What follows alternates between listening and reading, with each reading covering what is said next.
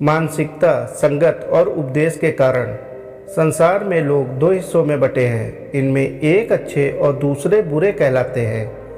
प्रश्न यह है कि कैसे और क्यों व्यक्ति अच्छा और बुरा बन जाता है। वहीं इससे भी जरूरी चीज़ यह है कि अच्छा इंसान कैसे बने। आज संसार में चारों ओर बुराई ही बुराई है। दंगे फसाद, लड़ाई झगड़े, हत्या और आपराधिक कर्मों से जुड़ी खबरों की कोई कमी नहीं है। इसका कारण है इंसान का बुरा बनना। जब इंसान की प्रवृत्ति बुरी हो जाती है तो संसार भी बुराइयों से भर जाता है। आज हम गौतम बुद्ध की इस कहानी के माध्यम से जानेंगे कि कैसे बने अच्छे इंसान। एक गांव में एक साथी चोर रहता था। पूरा गांव उस चोर के बारे में जानता था, लेकिन इसके बावजूद भी कोई भी उसे पकड़ नहीं पाया। उस साथी चोर ने अपना संपूर्ण जीवन चोरी करने में लगा दिया। इतना ही नहीं, आसपास के गांव और नगर में भी उसकी बराबरी का कोई चोर नहीं था। चोर का एक बेटा था जिसे वह अपनी तरह से ही साथी चोर बनाना चाहता था। इसलिए वह अपने बेटे से हमेशा कहता था कि कभी किसी साधु या सन्यासी के उपदेश को मत सुनना। यदि कोई कुछ कहे भी तो अपने कान बंद कर लेना, वहाँ से भाग जाना।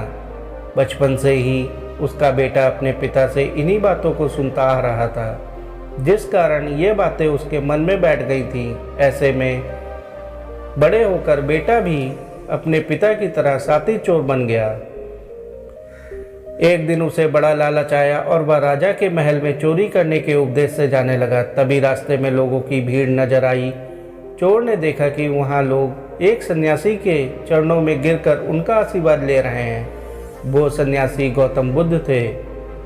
चोर साधु सन्यासी से दूर रहता था क्योंकि उसे अपने पिता से यही सीख मिली थी, लेकिन भगवान बुद्ध को देखकर उनकी ओर आकर्षित हो गया।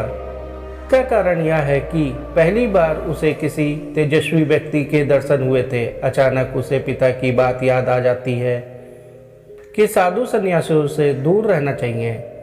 चोर असमंजस में रहता है कि वह सन्यासी के पास जाए या चोरी करने के लिए आगे बढ़ जाए। एकाएक उसके मन में यह प्रश्न आता है कि आखिर पिताजी क्यों साधु संतों से दूर रहने के कहते थे। इसका उत्तर जानने के लिए चोर भी लोगों के बीच बैठ जाता है और भगवान बुद्ध के उपदेश सुनने लगता है। बुद्ध लोगों को झूठ बोलने की व्यर्थता और विश्वासघात के बारे में बताते हैं। उपदेश समाप्त होने के बाद सभी लोग अपने घर लौट जाते हैं और चोर भी चोरी करने के लिए महल की तरफ निकल जाता है। लेकिन पूरे रास्ते वह यही सोचता रहता है कि क्यों ना एक बार उस सन्यासी के उपदेश में कई बातों को मान कर देखा जाए। इस तरह से वह चोरी करने के लिए महल की दीवार से कूदने के बजाय महल के द्वार से अंदर जाता है। उसे देख महल के द्वारपाल उसे पकड़ लेते हैं और भीतर जाने का कारण पूछते हैं। चोर कहता है, मैं चोर हूँ और महल में चोरी करने जा रहा हूँ। द्वारपाल उसकी बातें सुनकर हंसने लगते हैं और कहते हैं, जरूर यह महल का सेवक या नौकर होगा और हमसे मजाक कर रहा है।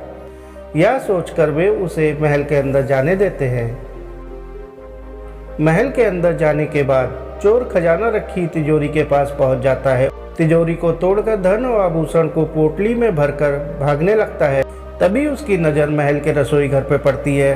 रात होने के कारण सभी सो रहे होते हैं और रसोई में कोई नहीं रहता है। चोर को जोर की भूख लगी होती है, इसलिए वह रसोई में जाकर पेट भर खाना खा लेता है। इसके बाद चोर वहां से जाने लगता है।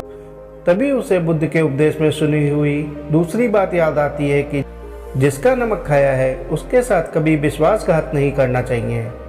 चोर सोचता है, मैंने इस महल का नमक खाया है, ऐसे में इनका धन चोरी कर मैं इनके साथ विश्वासघात करूंगा। इसलिए चोर चुराए हुए धन को रसोई में छोड़कर जाने लगता है। महल के एक व्यक्ति की नज़र चोर पर पड़ जाती है और वह शोर मचा देता है, जिससे महल के लोग चोर को पकड़ लेते हैं और राजा के पास ले जाते हैं। राजा चोर से पूछता है कि जब तुमने चोरी कर ही ली थी तो फिर तुम इसे छोड़कर क्यों जा रहे थे। चोर कहता है, एक सन्यासी के उपदेश के कारण।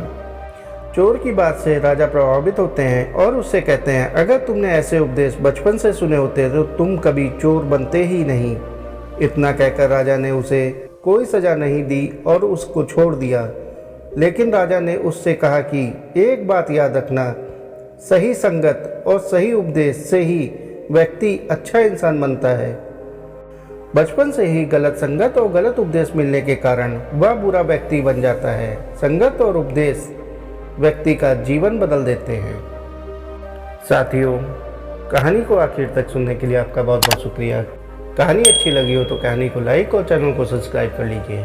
धन्यवाद।